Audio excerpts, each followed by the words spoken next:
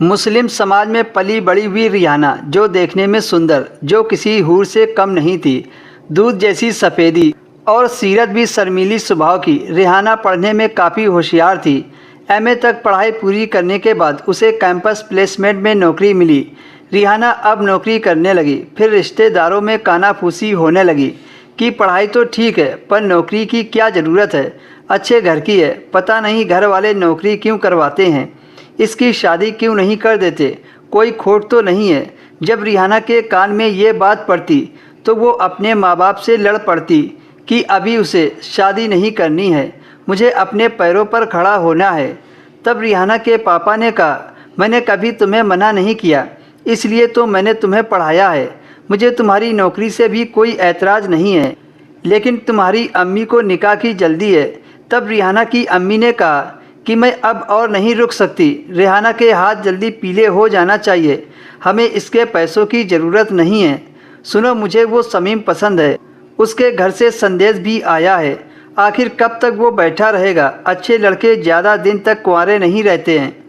Rihanna बोली, इतनी जल्दी क्या है, अभी तो मैं 20 साल की हूँ, कौन सी मैं बूढ़ी हो गई हूँ।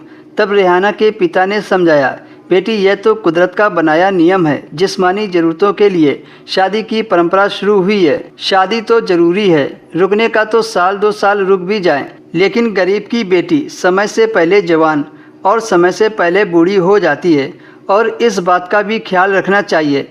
यदि रिश्ता अच्छा मिले तो चूकना नहीं चाहिए। समीम अच्छा लड़का है, घर देखा दिखाया है, यदि तेरी पसंद में कोई हो तो बता दे, तेरी पसंद को तवज्जो दी जाएगी। रिहाना की पसंद या नापसंद का कोई अर्थ ही नहीं था। समीम को उसने देखा हुआ, रिश्तेदारी थी, एक दूसरे के घरों में आना जाना था। समीम देखने में सुंदर था, रिहाना भी समीम से कम नहीं थी। दोनों को देखकर ऐसा लगता था जैसे दोनों को ऊपर वाले ने एक दूसरे के लिए बनाया हो। रजामंदी से 2 लाख का मेहर के साथ रिहाना और समीम की शादी हो गई। शादी के बाद 2 महीने कब बीत गए रिहाना को पता ही नहीं चला।